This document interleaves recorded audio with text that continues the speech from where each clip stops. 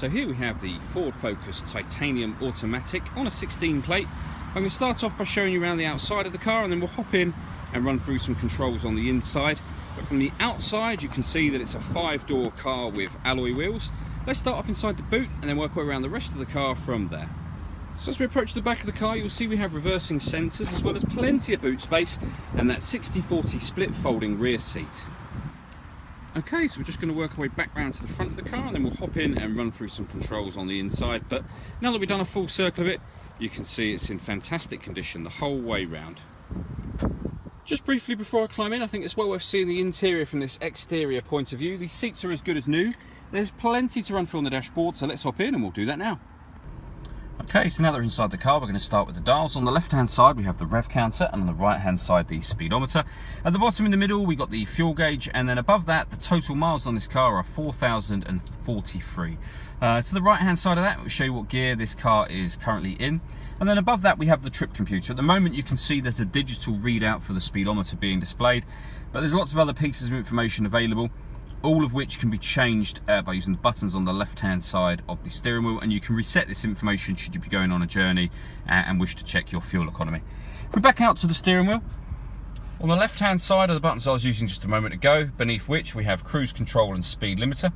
Over on the right-hand side, we have stereo controls, as well as voice activation for the phone. So hit that button, ask it to dial anyone in your contacts list, and it can do that for you without you having to take your phone from your bag or pocket. That is, of course, once you paired your phone up, and that is done on the central screen just here. Hit this button. And search for sync on your device and select sync once it is found. And there you go, it'll open up that menu and just follow the instructions on screen from there. This car's got satellite navigation as well. If you wish to see how that works, we've done a video of that, and that's on our website as well as on our Facebook page as well. In terms of music, there's a number of ways to listen to your tracks in this car. If you listen to the radio, you got AM, FM and DAB digital radio. Then you have a CD player, USB input. You can stream music wirelessly via Bluetooth audio, and there's an SD memory card slot as well, although that is generally reserved for the satellite navigation. Below that we have the CD player and the main volume for the stereo. And then beneath that we have the dual zone climate control. So you can adjust the temperature on either side of the car.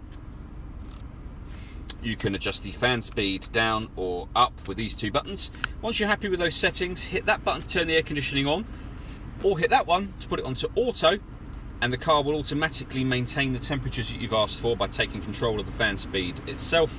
You can override that at any time you wish to. This car's also got a heated front and heated rear screen as well. Underneath that, we've got one of two separate USB inputs available in this car, and a 12-volt charging socket underneath this cap. We then have the fully automatic gearbox. The buttons on the right-hand side of the gearbox here are so that you can change up and down a gear should you wish to. And then we have this button here. So this is for the stop and start. This car's designed to cut out in traffic when you're stationary to save you fuel. You can turn that system off should you wish to. And all the way back inside the central armrest, we have a second 12-volt charging socket, the USB input that I mentioned, and the SD memory card slot as well. All that leaves me to say is thank you for taking the time to watch this video. If you'd like to come and see the car in person and have a test drive, please feel free to call any of our MJA sites. We'd love to hear from you soon.